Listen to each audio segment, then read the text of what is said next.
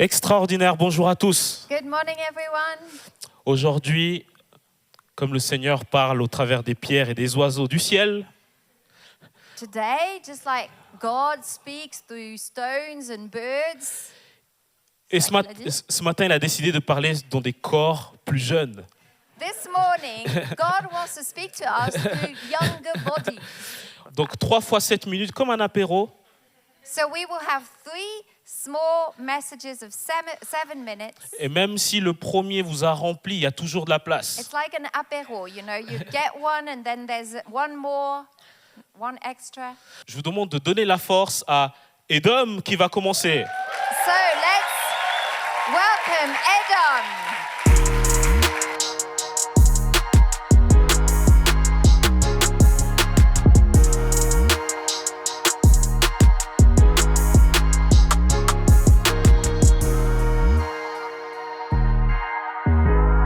Bonjour à tous. Aujourd'hui, je suis venu vous parler de la persévérance. Toujours persévérer pour Dieu, ne jamais lâcher. Se tourner vers Dieu même quand tout va mal. On a souvent tendance à s'éloigner de Dieu quand notre vie ne va pas bien. Quand tout s'écroule petit à petit, quand on en a marre, on veut juste prendre du recul surtout. Dans ces moments de difficulté, je vous encourage surtout à ne jamais lâcher. Parce que dans la difficulté viennent les doutes, la tristesse, la colère. Et de ces doutes viennent des questions qu'on ne peut pas se poser, comme est-ce que Dieu écoute mes prières? Est-ce que Dieu m'a abandonné? Est-ce que Dieu m'aurait abandonné? Pourquoi Dieu me permet tout ça dans ma vie? Et on sait tous que la vie chrétienne n'est pas toujours simple. On passe par des mauvaises saisons. Mais ces saisons nous permettent de nous fortifier. Il faut savoir que Dieu ne nous abandonne jamais. Dans le psaume 27, David passe par des moments de désespoir. Il dit au verset 9, « Ne me cache pas ton visage, ne repousse jamais avec colère ton serviteur. Tu es mon secours, ne me laisse pas, ne m'abandonne pas, Dieu de mon salut. » Ici, on peut voir que David, malgré la ferme assurance de son salut, il peut douter. Et ça nous montre que David est un humain, comme nous. Dans le psaume 22, verset 1, il dit « mon Dieu, pourquoi m'as-tu abandonné? Pourquoi t'éloignes-tu sans me secourir, sans écouter mes plaintes ?» Il est toujours avec nous. Dieu nous aime, et ça, j'en suis sûr. Même dans le psaume 23, verset 4, même quand je marche dans la vallée de la mort, je ne redoute aucun mal, car tu es avec moi. En lisant ça, on pourrait croire que David était lunatique, mais ça nous montre juste que c'est un humain comme nous, et qu'on peut tous avoir nos moments de doute et de faiblesse. Même quand on passe par nos vallées de la mort, je vous encourage à jamais lâcher, toujours se rappeler que Dieu est là pour nous, et ça, j'en suis sûr qu'il est là pour nous. Il nous aime et on est important pour lui.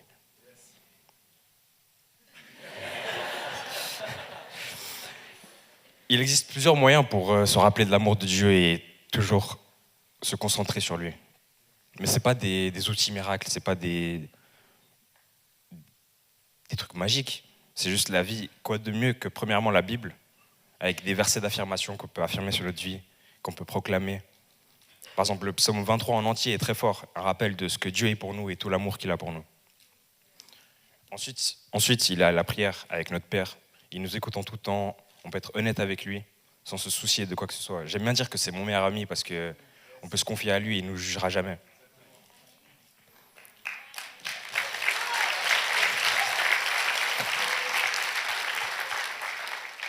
Et du coup, en se confiant à notre serviteur, à notre sauveur, on peut se confier de tous nos sentiments, difficultés, il nous libère, il nous rassure.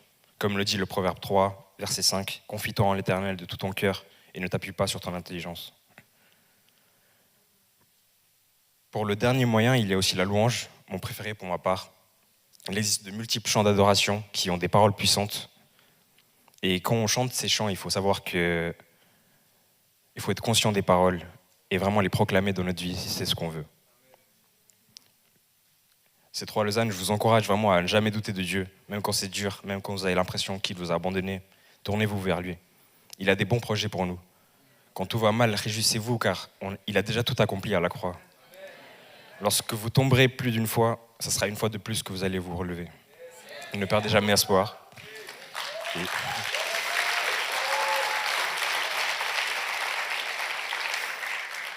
Pour conclure, je vous encourage vraiment à vous mettre dans la tête que Dieu ne vous a jamais abandonné et il ne le fera jamais. Tout ce qui se passe dans votre vie, c'est pour vous rendre plus fort et vous préparer à ce qui va venir. Ne doutez jamais de la puissance de Dieu dans ses domaines d'action, car il agit partout.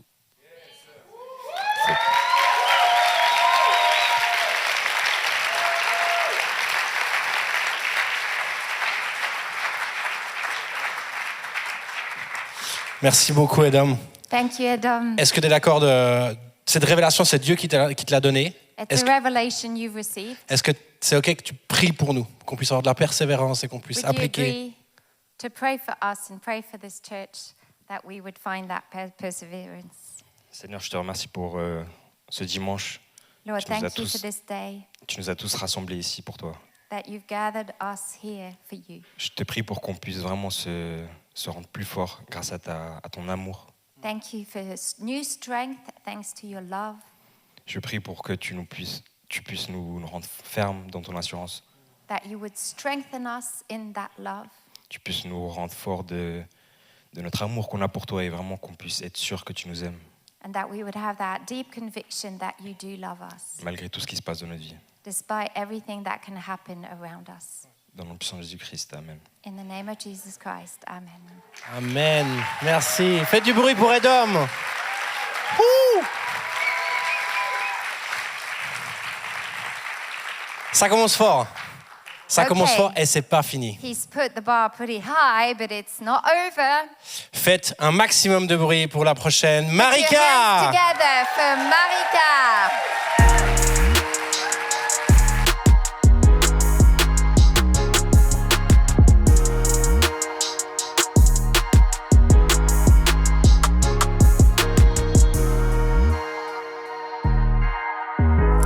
Alors, bonjour à tous, moi c'est Marika, j'ai 31 ans, je suis sage-femme et j'ai l'honneur d'être la responsable de l'équipe de louange des Young Adults. Voilà, qu'est-ce que je fais à l'église.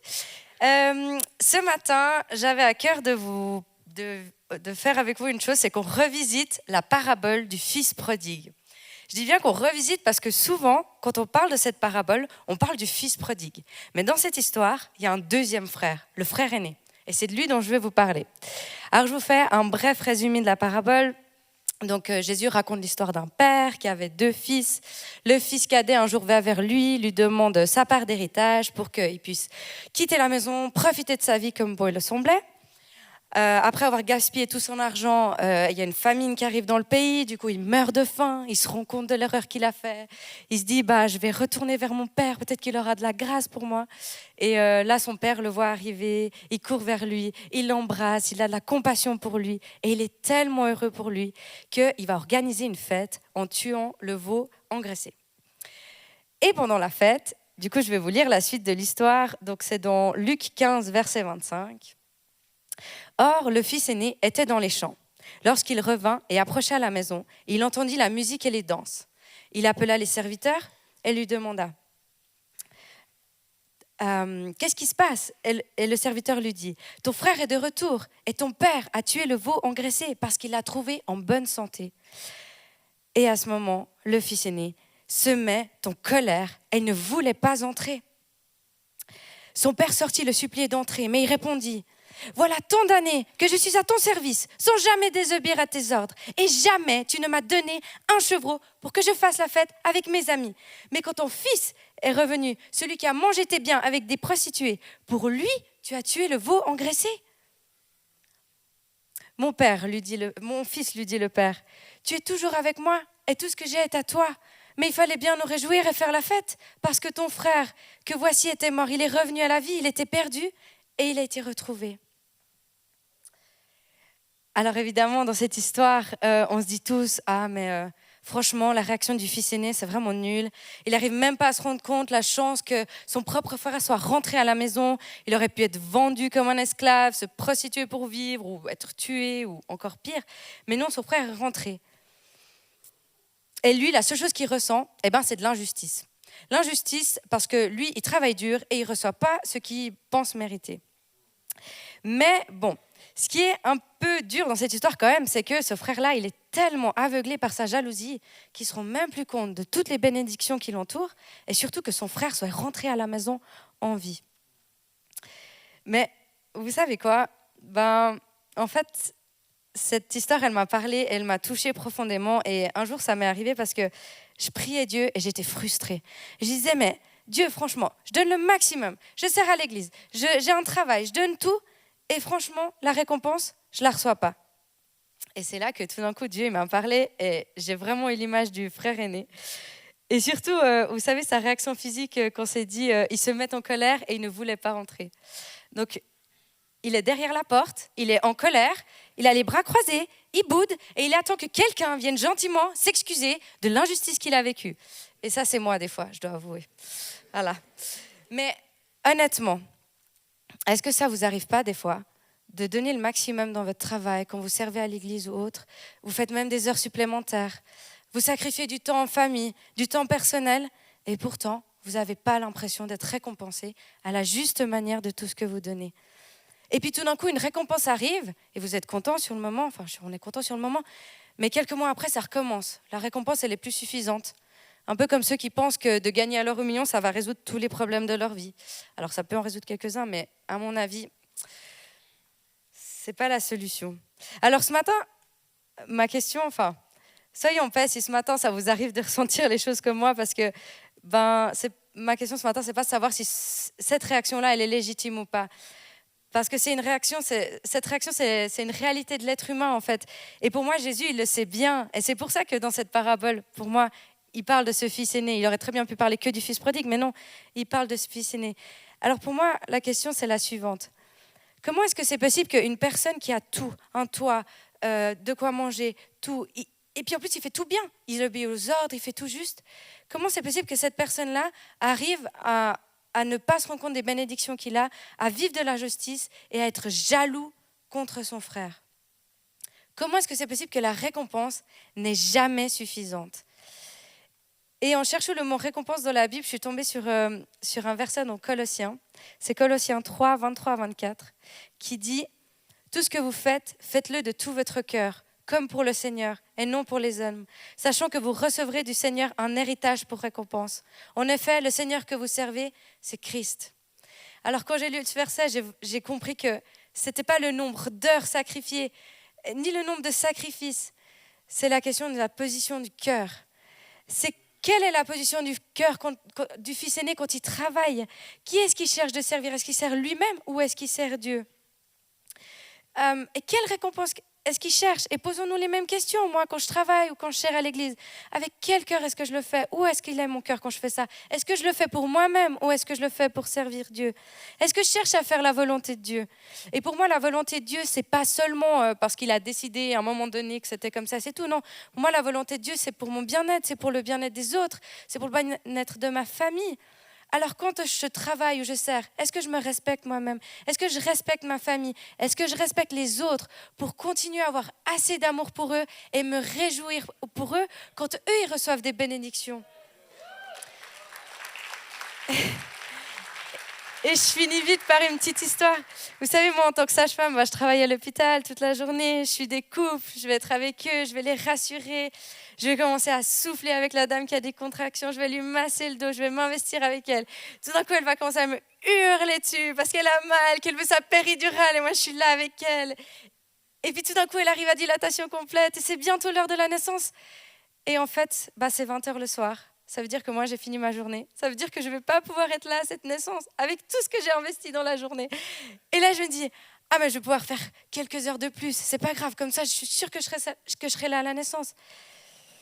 Et puis tout d'un coup, je commence à réfléchir. Et je me dis, mais en fait, est-ce que je fais ça pour moi ou est-ce que je fais ça pour le couple qui est là en face de moi? Parce que franchement, à ce moment-là, je ne suis plus la bonne personne pour m'occuper d'eux. Parce que s'il y a quoi que ce soit comme urgence, j'ai 12 heures de travail dans les pattes, je suis crevée. Je ne vais pas réussir à m'occuper d'eux de la bonne manière. Et puis demain, je dois refaire un 12 heures de travail. Ça veut dire que je dois rentrer et me reposer pour être d'attaque pour demain. Et puis en fait, mon mari, il est à la maison avec les enfants. Donc, peut-être qu'à la maison, c'est la crise parce que ma fille, ce soir, elle a décidé qu'elle voulait se brosser les dents avec la brosse à dents rose et pas la bleue. Et du coup, il faut que je rentre pour aider mon mari. Alors non, à cette fin de journée-là, je vais rentrer. Je vais me reposer pour demain. Moi, je sais que j'ai servi Dieu parce qu'il m'a placée là en tant que sage-femme. Et j'ai donné tout mon amour et tout mon cœur dans cette journée pour ce couple. Et je me réjouis pour ce couple et pour ma collègue qui va assister à cette naissance. Et moi, de mon côté, même si j'ai un petit passement, je sais où elle est ma récompense. Et ma récompense, elle se trouve en Christ.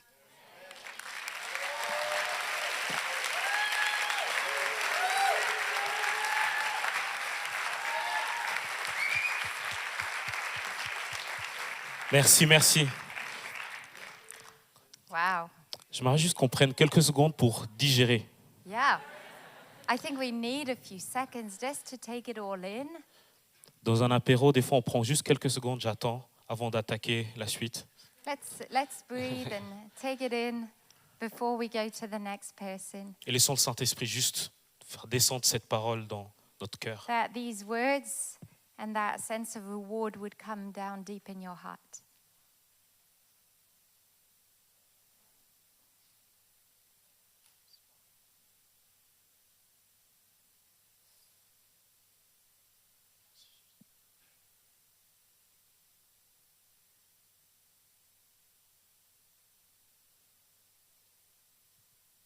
Amen. C'était bon, hein? It's good just to wait sometimes. Il y a encore la place pour le dessert, là. And there's still room for the next one. Et j'aimerais qu'on puisse utiliser toute la force qu'on a alors qu'on a encore de la nourriture dans la bouche. As you're still sort of digesting this message, let's ask for new strength and concentration. Pour for the next one. accueillir And Kesha. welcome Kesha.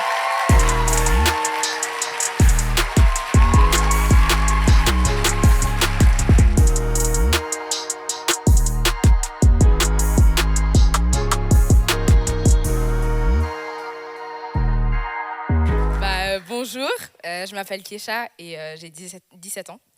Du coup, je voulais vous partager quelque chose que j'ai eu à cœur assez récemment. Donc, ces derniers temps, j'ai vu une musique qui avait été rendue assez connue suite à la sortie d'un film. Et cette musique, elle a été écrite par Billie Eilish et elle s'appelle What Was I Made For. Donc, j'ai été interpellée premièrement parce que j'entendais ces paroles, mais plus particulièrement parce que je voyais que c'était un assez grand questionnement. Donc ça veut dire pourquoi ai-je été faite. Et puis au fil de la chanson, on ne voit jamais vraiment de réponse en fait. Et donc c'est une question compliquée. Pourquoi j'ai été créée? Pourquoi j'ai été faite? Et puis on a souvent du mal à répondre. Je pense que si on me l'avait posé il y a 2 ans et demi, j'aurais sûrement regardé la personne sans trop savoir quoi répondre. Et puis ça aurait été compliqué. Mais il y a une bonne nouvelle d'une réponse à ça dans la Bible. Et j'aimerais qu'on la lise ensemble. Du coup, c'est dans le psaume 148. Louez l'Éternel du haut du ciel. Louez-le dans les hauteurs. Louez-le, vous tous ses anges. Louez-le, vous toutes ses armées. Louez-le, soleil et lune. Louez-le, vous toutes étoiles lumineuses. Louez-le, cieux des cieux, et vous, les eaux qui êtes au-dessus du ciel. Qui loue le nom de l'Éternel, car il a donné ses ordres et ils ont été créés.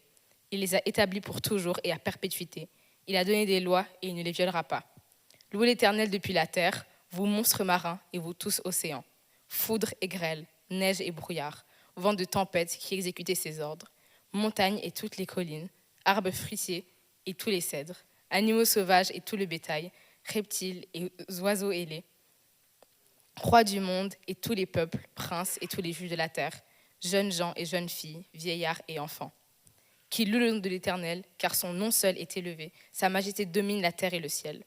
Il a relevé la force de son peuple. C'est un sujet de louange pour tous ses fidèles, pour les Israélites, pour le peuple qui est près de lui. Louez l'Éternel. Donc nous avons été créés pour louer Dieu. Dans ce passage, il est dit que même les étoiles, les fonds marins, les collines et les puissants de ce monde sont appelés à le louer. Alors à combien plus forte raison, nous, hommes et femmes qui avons été créés à son image, devons nous louer. Dans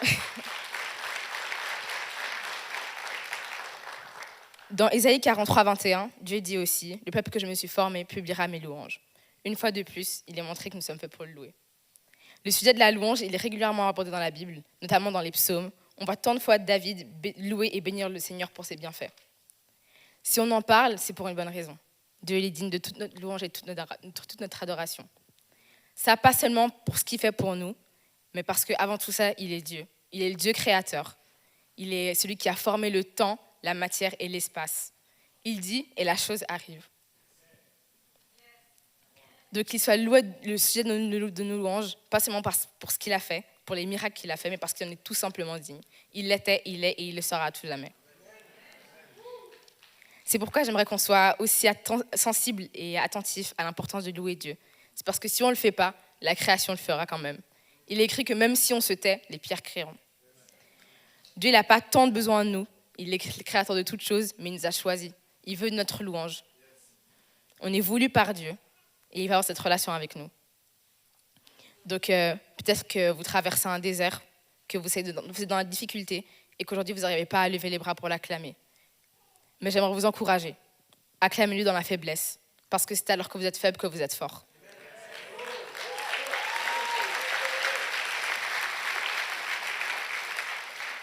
Acclamez-le dans l'allégresse, parce que la joie de l'Éternel sera votre force.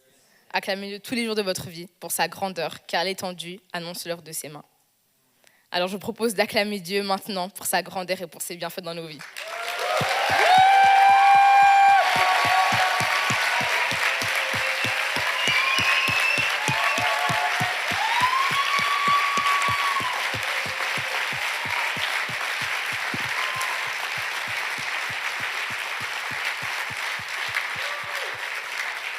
Amen. Donc j'aimerais vous donner un court défi. Donc il y a 2 ans, Ruth nous avait proposé de déclarer le psaume 118, 24 tous les jours de notre vie quand on se lève. Et moi, ce que j'aimerais vous proposer, c'est aussi de déclarer la grandeur et la gloire de Dieu sur votre vie chaque jour, parce qu'elle vous accompagne, parce qu'elle est sur votre vie, parce qu'il vous a donné des dons, parce qu'il agit dans votre vie, il se manifeste au travers de vous et au travers des autres. Donc, je vais vous inviter à faire ça, peu importe quand c'est dans la journée, à acclamer la grandeur de Dieu et à acclamer sa gloire. Amen. Merci d'avoir suivi ce podcast. Thank you so much for having watched this On espère que podcast. ce message vous a parlé. We do hope that you were touched by this Si message. vous désirez en savoir plus sur Jésus ou sur l'Église, And if you would like to know more about Jesus or the vous church, pouvez cliquer sur le lien en description. you can click on the link in the description. On espère vous voir un jour à Beaulieu. We do hope we'll get to see you once at Beaulieu. En attendant, que Dieu vous bénisse. In the meantime, God bless you.